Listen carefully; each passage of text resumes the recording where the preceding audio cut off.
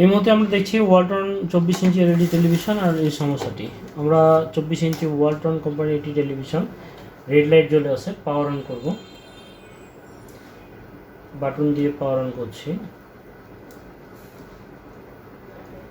Green হয়ে গেছে, আবারও রেড হয়ে যাচ্ছে। এটা হচ্ছে সমস্যা ওয়ালটন 24 ইঞ্চি এলইডি টেলিভিশনের। আমরা আবারও এখানে স্ট্যান্ড বাই রিলিজ করব, গ্রিন হয়ে গেছে, চালু হয়ে গেছে, আবারও বন্ধ হয়েছে। তো এরকম সমস্যায় আমরা প্রথমত এই মাদারবোর্ডটির ভোল্টেজ ক্যালকুলেশন করব। ভোল্টেজে আমরা দেখছি 12 volt, okay.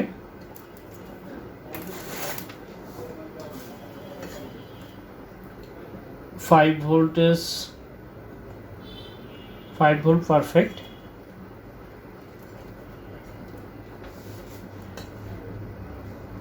3.3 voltage perfect. Stand by release করো, স্ট্যান্ড বাই রিলিজ হয়েছে, রেড লাইট জ্বলে আছে। Stand by release 3.3 volt proper আছে, কোনো আপ ডাউন নাই, একদম ফুল আপ ডাউন করে বন্ধ হয়ে যাচ্ছে। তো এই ধরনের একদম ফুল যখন আমরা স্ট্যান্ড বাই রিলিজ করছি, স্ট্যান্ড বাই রিলিজ হওয়ার কিছু সময় পরে ফুল ভোল্টেজ ড্রপ হয়ে যাচ্ছে এবং এটা পুনরায় স্ট্যান্ড বাই মোডে চলে যাচ্ছে। এই হচ্ছে সমস্যা। এই সমস্যা বিভিন্ন কারণে হতে পারে। মাদারবোর্ডের যদি রেগুলেটর ভোল্টেজগুলো ড্যামেজ থাকে বা লোডের অবস্থায় যদি কম হয়ে যায়, সেই ক্ষেত্রেও এই ধরনের সিমটম আসে।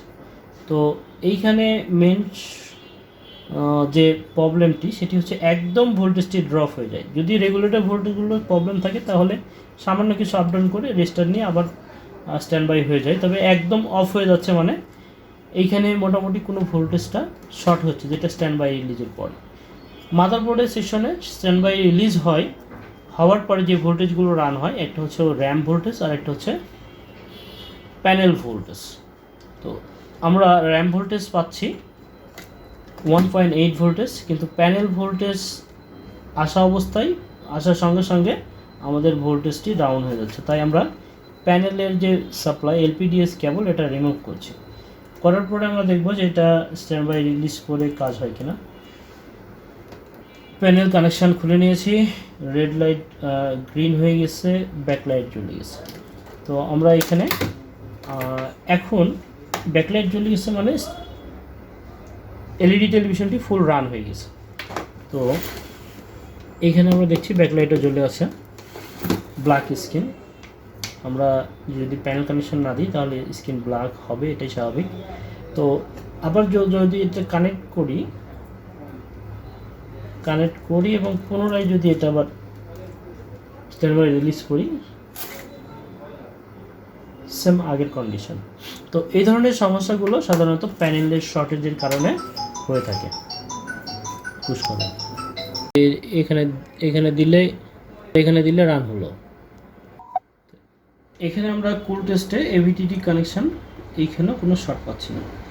এরপরে অন্যান্য যে সেক্টরগুলো আছে এই সেক্টরেও কোনো শর্ট পাইনি। তবে আমরা যখন এই প্যারালাল যে ক্যাপাসিটারগুলো আছে এগুলোকে এককভাবে যখন নির্ণয় করছি, একটা, দুইটা, এগুলোতে শর্টেজ নাই।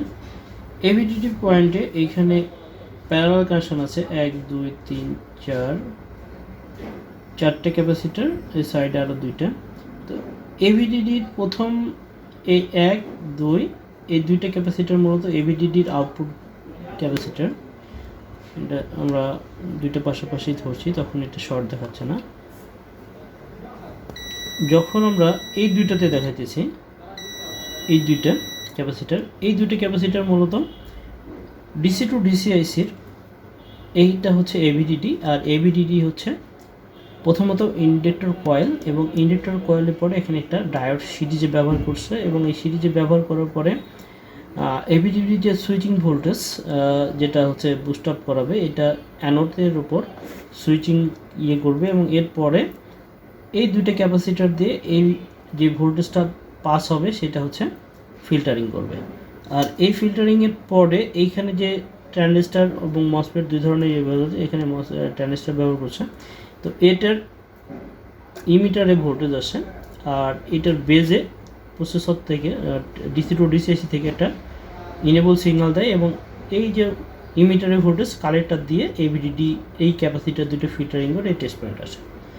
তো আমরা যখন এখানে কুল টেস্ট করছি তখন এইখানে শর্ট দেখাইতেছে না, আর যখন আমরা এই পজিশনে কুল টেস্ট করছি তখন এটা শর্ট দেখাইতেছে।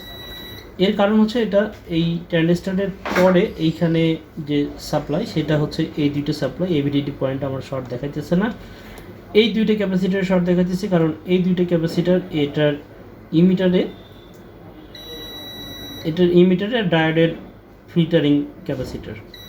তো এটা আমরা যখন সরাসরি দেখছি তখন এই দুইটা শর্ট দেখাইতেছে। এই দুইটা ক্যাপাসিটার যে কোনো একটি শর্ট, আর এই শর্ট আমরা নির্ণয় করব দুইটি পন্থায়, একটা হচ্ছে শর্ট কিলারের মাধ্যম দিয়ে, আরেকটা হচ্ছে দুইটার যে কোনো একটা উঠে চেক করে দেখে। তো আমরা এখানে সহজেই বুঝতে পারবো দুইটির আসলে কোনটি শর্ট। আর এই শর্টটি বোঝার জন্য আমি গ্রাউন্ড কানেকশানটি করে নিচ্ছি, শর্ট কিলার রান করে নিচ্ছি, মিটার ভোল্টেজে দিব, কত ভোল্টেজ আছে, হালকা ভোল্টটা ওকে ওকে 7 ভোল্ট, ওকে ঠিক আছে 7 ভোল্ট থাক। ফার্স্ট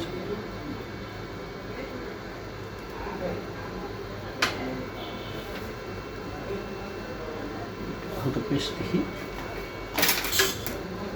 খুব সহজেই শর্ট কিলিং করা যায় যদি আপনি সঠিক থিওরিটা বোঝেন। আমরা এখানে সবগুলো ক্যাপাসিটরের উপর পেস্ট দিয়েছি, যেটা শর্ট অবশ্যই সেটাকে বুঝতে পারবো আমরা।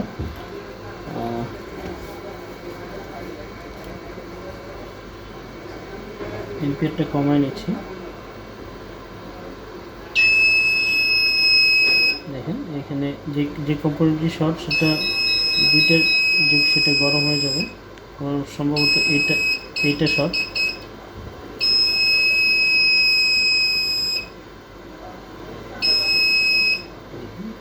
টুইজার দেখি,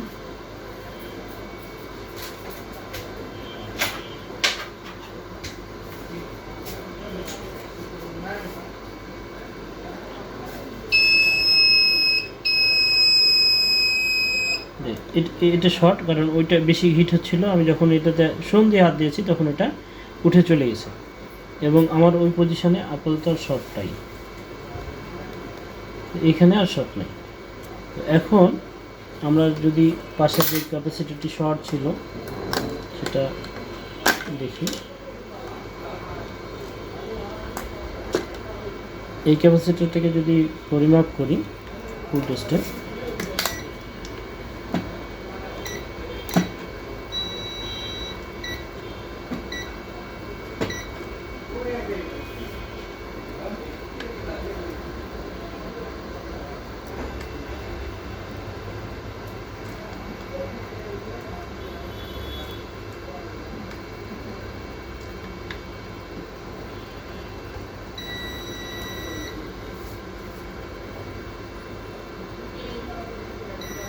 ক্যাপাসিটরটি ফুল শর্ট দেখাচ্ছে, আর এই ক্যাপাসিটরতে আর কোনো বিট নাই, কোনোটাতে আর কোনো বিট নাই। তো এই ক্যাপাসিটরটা রিমুভ অবস্থায় যদি আমরা পুনরায় এটাকে ভোল্টেজ দিই,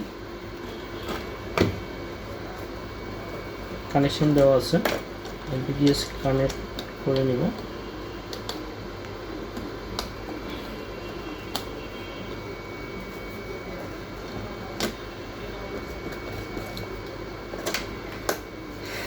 পাওয়ার কেবল কানেকশন করে নিব,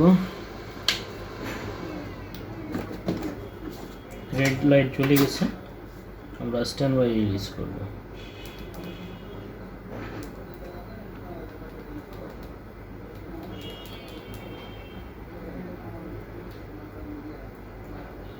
স্ট্যান্ড বাই রিলিজ করছি, লাইট জ্বলে গেছে এবং আমার স্ক্রিনটি এখন পারফেক্ট। তো মাত্র ওয়ান ক্যাপাসিটার শর্টেজের জন্য আমাদের এই ধরনের সমস্যা হচ্ছিল, আর এটা কুল টেস্টও ফাইন্ড আউট করা একটু ঝামেলা ছিল। যারা বিগিনার তাদের হাতে অবশ্যই এই সমস্যাগুলো অনেক সমস্যা জটিল হয়ে যায়, অনেকে আইসি রিপ্লেস করে, অনেকে বিভিন্ন মানে গোটা টিকনটাকে একদম মানে বেসিক না জানলে যেরকম কাজগুলো হয় ঠিক সেরকমই রেজাল্ট, একদম প্যানেলটি ডেড কন্ডিশনে চলে যায়। তো আমরা বেসিক জানা বোঝার চেষ্টা করব। আর নিজেকে যারা আপডেট করতে চান যোগাযোগ করতে পারেন আমাদের স্ক্রিনের নাম্বারে। আমাদের সামনে 5 তারিখ থেকে, নেক্সট মাসের সামনে 5 তারিখ থেকে নতুন ব্যাচ শুরু হবে। যারা সামনে ব্যাচে ভর্তি হতে চান যোগাযোগ করতে পারেন স্ক্রিনের নাম্বারে। অগ্রিম সিরিয়াল নিতে হবে। যারা সিরিয়াল নিয়ে আগামী মাসে আসতে চান অবশ্যই স্ক্রিনের নাম্বারে ফোন দিয়ে যোগাযোগ করে আসবেন। আর এই ধরনের কাজ পেতে অবশ্যই আমাদের ভিডিওতে ভালো একটি মন্তব্য চাই। যারা আমার বিগত দিন যারা আমার ভিডিও দেখে আমাকে ভালো পজিটিভ মন্তব্যের মাধ্যমে আমাকে সহযোগিতা করছেন সবাইকে ধন্যবাদ।